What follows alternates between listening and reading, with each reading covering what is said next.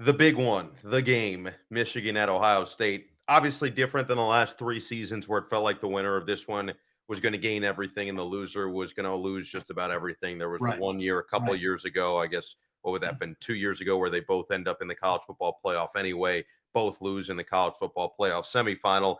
It just felt like there was everything on the line Yeah, for both teams. Now this year, there's everything on the line for one team, right, but it doesn't take away from the lore that is this matchup and what right. we'll expect to see on Saturday. Yeah, and you would expect that we'll see the best version of Michigan that they're capable of playing at Yeah. this week. And they still have a talented football team, particularly on the defensive side of the ball. And if their defensive front can play the way they've played the last couple of weeks, and I remember a couple of weeks ago they didn't beat Indiana, but they played Indiana really well. And Yep. in the second half, particularly, their defense really stopped and kind of stymied Indiana's offense. So they're going to have to lean hard on their defense. Super underdogs coming into this game.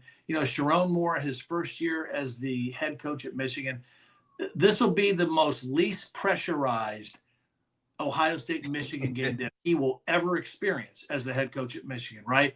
The expectation is not there for him this year, but that'll change after one of these games. Ryan Day's been living that life, forever, right? 3 years in a row, they have not beaten Michigan. They have to beat Michigan this year. And you can say, well, college football playoff, Big Ten championship, that's the most important. No, this is the most important thing right now for Ryan Day and for Ohio State. For all those guys that came back that could have gone to the NFL, that came back for another year at Ohio State, all of that starts this Saturday in beating Michigan. None of them have done it. I mean, No. that's where you start. You look at a guy like Marvin Harrison Jr., he never did in his Yeah. career, never played for a Big Ten championship, in a Big Ten championship game. That's hard to believe given the Yep. talent that they've had the last couple of years, and that's the reason for the level of money they spent this Yep. offseason to bring and put this roster together, to bring in Chip Kelly as the offensive coordinator, to retain Jim Knowles as the defensive coordinator.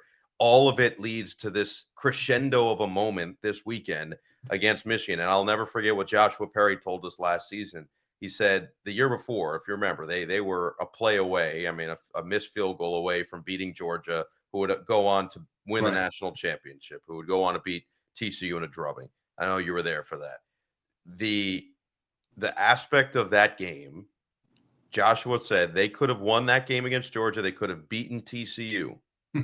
And most people in Columbus would have still viewed the season as a failure because they lost to Michigan. Yeah. That's how much this one means. It seems like an exaggeration, but having been a resident of Ohio for most of my life, I know that that's the reality. It's true. So it is true. So, and you know what? We talked about Notre Dame playing their best at this time of year. Penn State playing their best this time of year. What you want to do as you are moving towards championship weeks and playoffs, Ohio State's playing their best football right now. Yeah.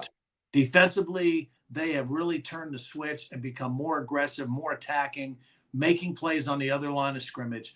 And then offensively, I mean, it's kind of like what we saw with Riley Leonard. The more he plays and the more he and Mike Denbrock work together, the better they look. Same thing with Will Howard and Chip Kelly. The more they play together, I mean, he is really efficient, and there's a lot of talk about a lot of quarterbacks in the country that are playing really well. But if you look at the numbers and just the efficiency, nobody's playing any better than Will Howard right now. No as doubt. as a thrower, as a leader, as a runner, as a touchdown producer, he's played really, really well.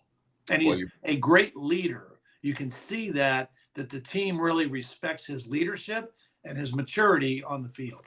you could get that vibe even when we were meeting with him on a Zoom call. Just the guys walking past, stopping, interacting.